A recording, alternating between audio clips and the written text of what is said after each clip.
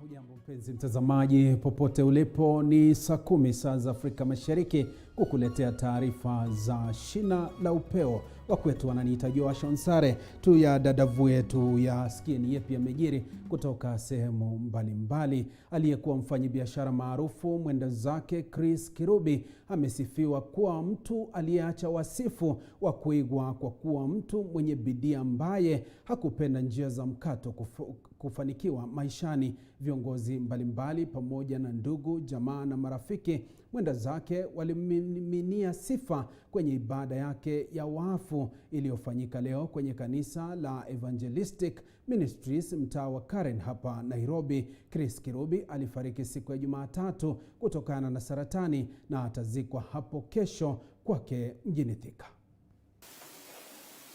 Well, I must go and say kwaheri to Chris tomorrow at the village, because he remembers his village. And indeed, as Moria told us, that was a vision. Chris had just faded away to glory.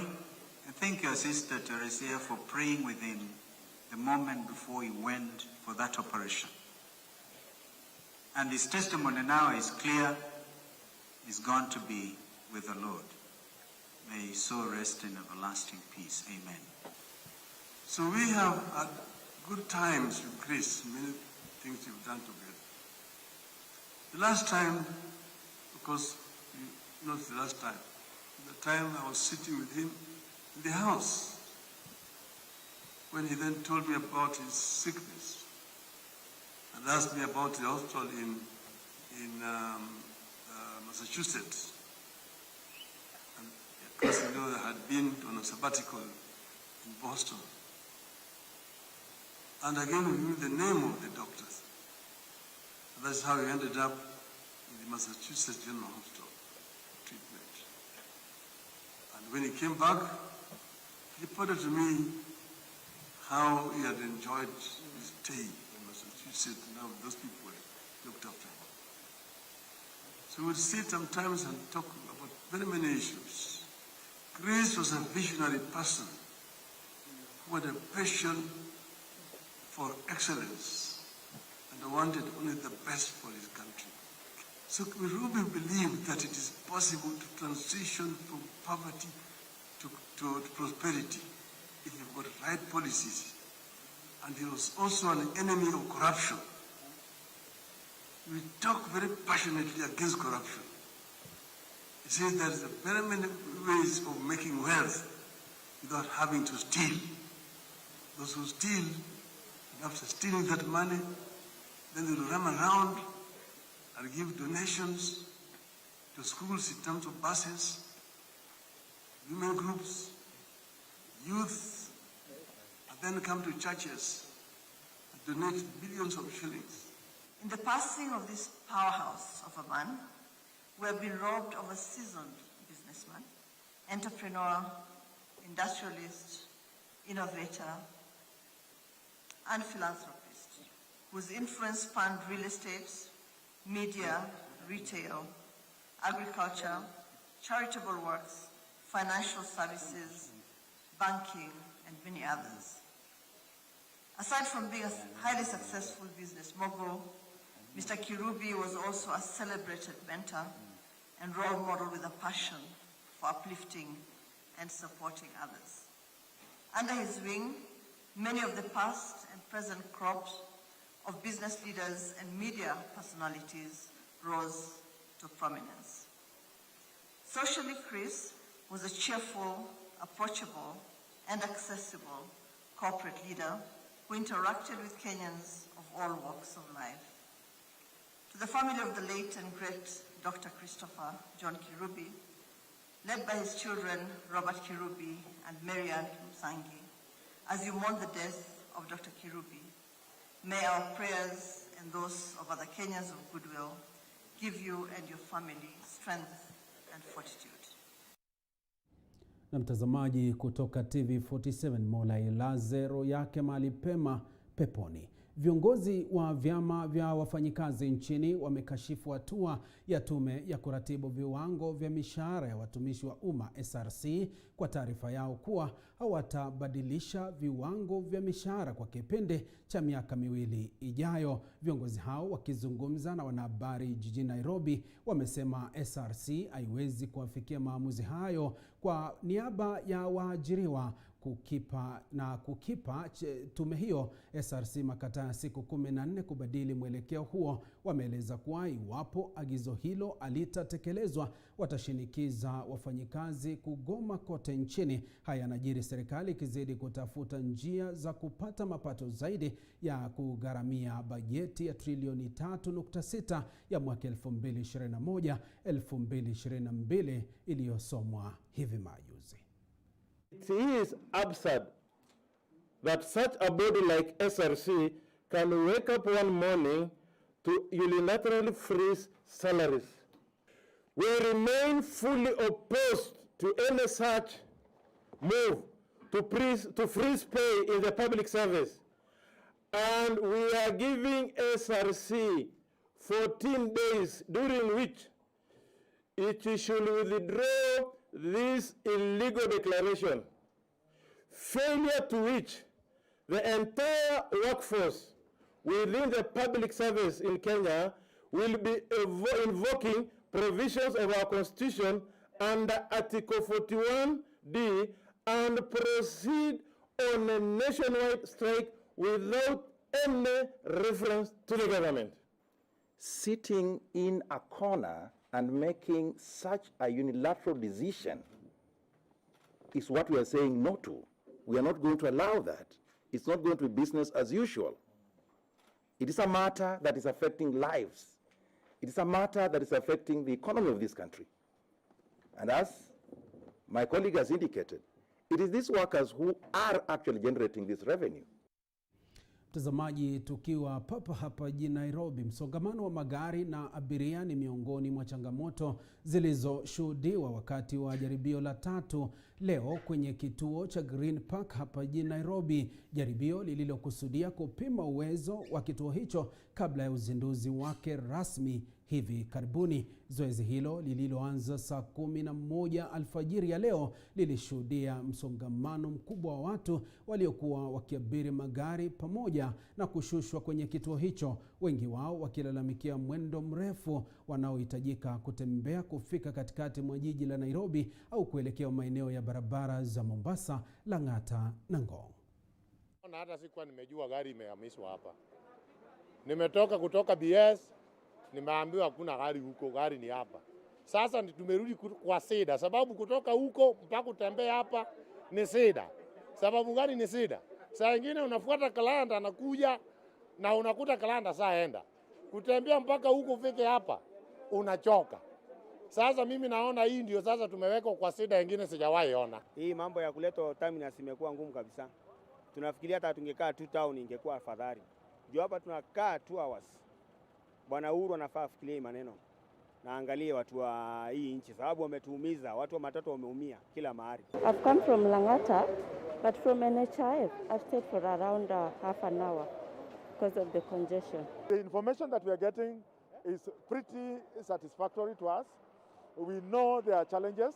We know there were challenges in the first test run, we corrected them. There were challenges in the second test run, picking, we corrected that. And there are still a few challenges on the third one.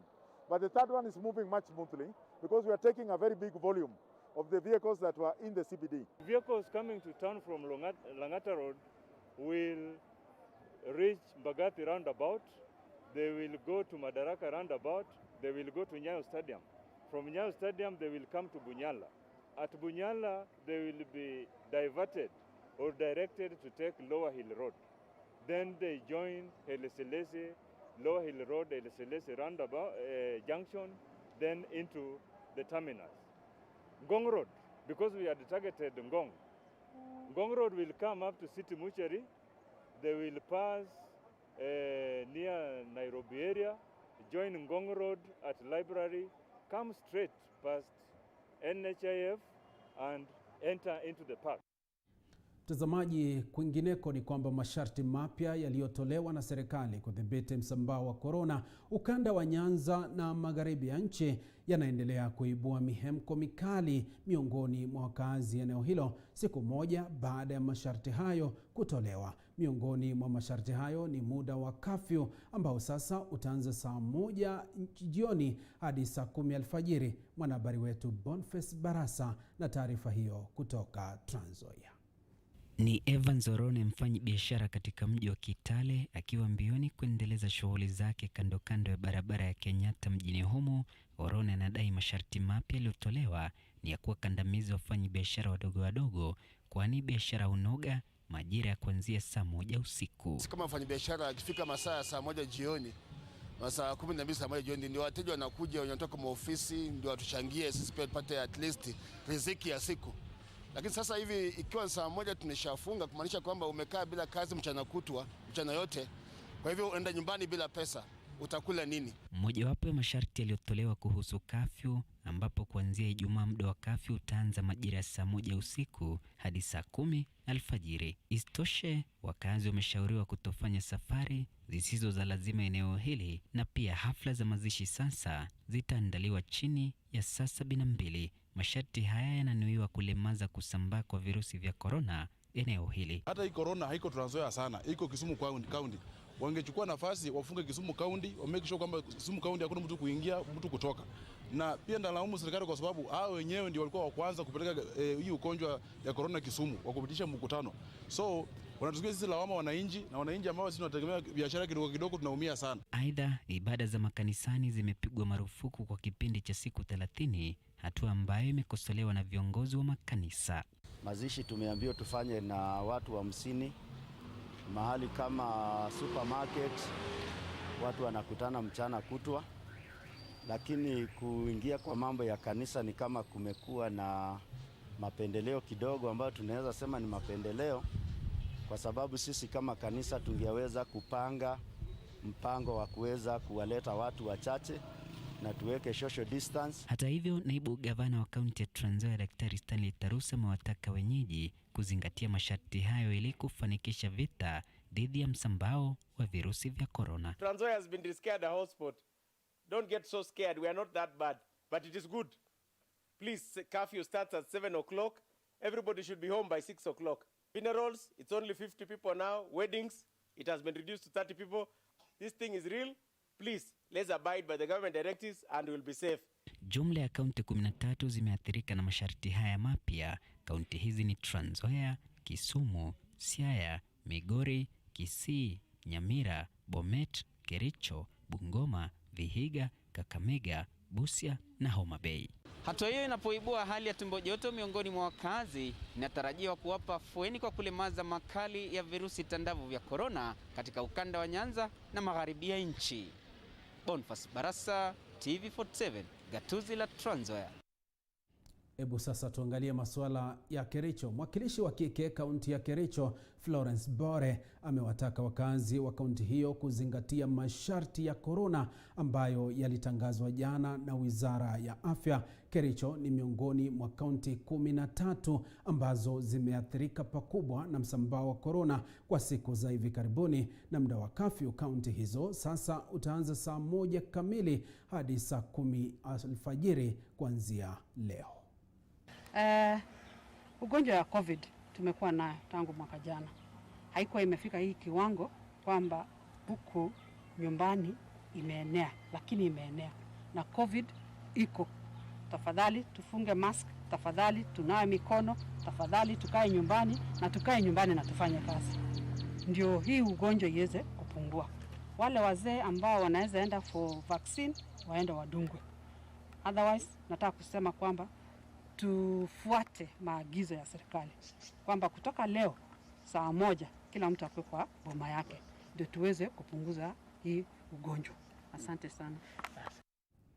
Mtazamaji, kwingineko, wahudumu wa bodaboda katika kaunti ya Bungoma wameelezea masikitiko yao kuhusiana na masharti mapya ya korona, wakisema vikwazo ambavyo vimewekwa kwa nia ya kudhibiti virusi vya korona vitawaathiri pakubwa katika ulipaji wa mikopo ya pikipiki Aidha, wamewasuta viongozi wa kisiasa kuwa chanzo cha kuenea kwa virusi hivyo na kutatiza uchumi nchini. Tuungane naye sasa mwanahabari wetu Wanji Sustin ambaye alitangamana na wakazi na kupata hisia zifuatazo.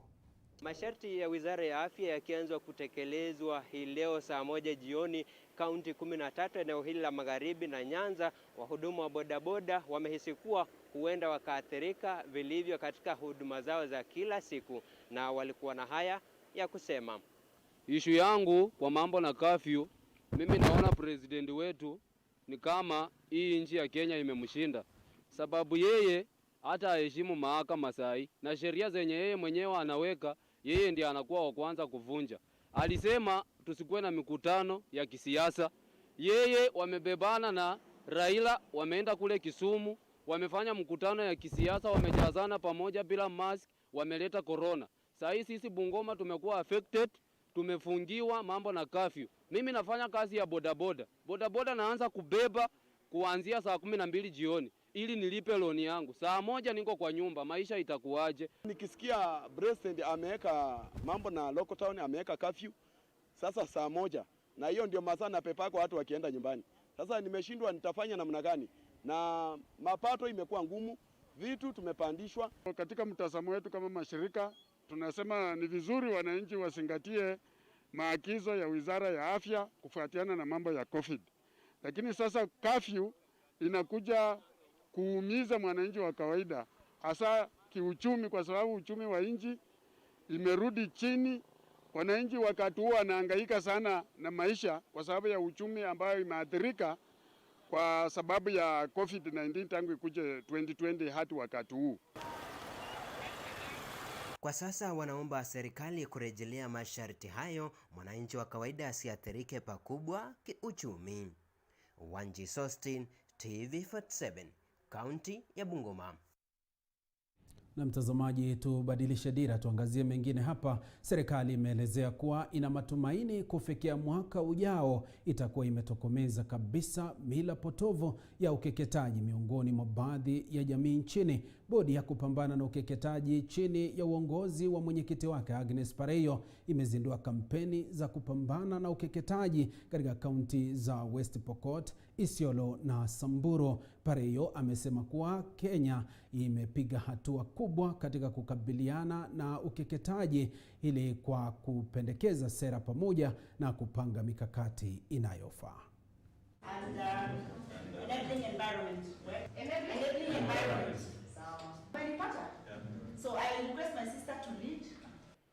Kufikia mwaka wa 22 ukeketaji utakoma Kenya.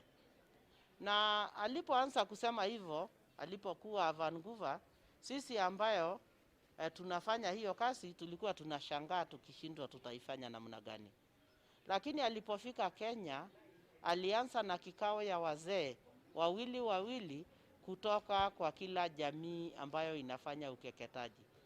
Tunaomba kuwe na meaningful youth engagement in all government departments, ikiwemo hiyo ya ukeketaji ya wasichana. Ndiposa tuseme changamoto yale ambayo tunapitia, ikiwemo ya dini, vile mama ameelezea ya kwamba ameenda kaunti hizo tofauti na kuna wale watu ambao wanahusika.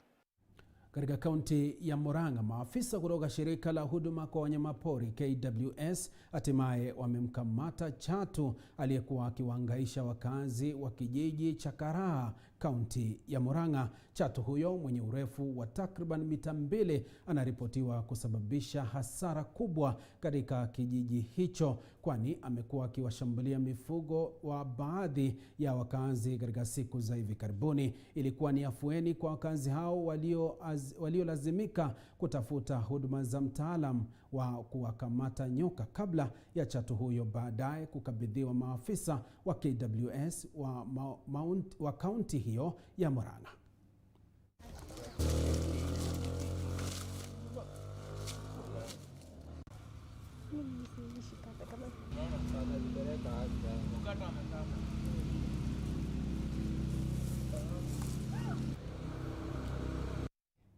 Tukiendelea mbele, wakazi wa Takaba katika kaunti ndogo ya Mandera Magharibi wametakiwa kuisaidia serikali kuu katika vita dhidi ya ugaidi kwa kuwapa maafisa wa usalama taarifa kuhusu wanamgambo wa Al-Shabaab katika eneo hilo. Akizungumza katika kikao na wakazi wa eneo hilo, mkuu wa mkoa wa Kaskazini Mashariki Nicodemus Ndalana amewahimiza wakazi kujua wanachofanya watoto wao ili kuwaepusha kujiunga na kundi hilo. Hata hivyo, Ndalana amethibitisha kuwa wanamgambo hao walivuka mpaka wa Kenya na Somalia mjini Mandera mapema mwaka huu na kuonya kuwa huenda kundi hilo linatafuta wanachama wapya. Hata kusema mtu Al-Shabaab, lazima mtu afunge dirisha na mlango ndio ataje jina Al-Shabaab. Wale anaweza tafuta watu wale wanaishi hasa wa Mandera West, ndio anaweza tafuta hiyo adui, inaweza pata hiyo watu, tubatie nguvu pamoja na serikali na raia. Sasa hiyo nguvu yote hiyo Murule na Ngare walikuwa wakitumia, na ile nguvu yote Ngare na Digodia walikuwa wakitumia wakipigana, hiyo yote iwekwe kwa Al-Shabaab, na niko na uhakika tutamaliza Al-Shabaab vile wazungu wanasema once and for all. Tutasahau hiyo maneno na tutaona maendeleo. Si lazima bunduki ama bunduki, si lazima silaha kubwa. Mimi najua Rajaa mwenyewe akikataa akisema hii watu hawezi pitia hapa, hawatapitia, kwa sababu kitu moja, mtatupatia ujumbe. Kitu kingine, iko mtu alisema hata mnaweza piga kelele mkiona ambao watu si wa huko kwenu, because mahali kwengine mahali hakuna bunduki, mahali kwengine ambao panga hazitumiwe ama spears are not used, watu wanashinda wahalifu kwa sababu ya kelele. Askari tumepata, vifaa tumepata, ushirikiano baina ya raia na security imekuwa mzuri, na hiyo town imebadilika. Lakini sasa tuko na shida, wale watu wametoka kutoka hiyo mahali wamekuja sehemu hizi zingine.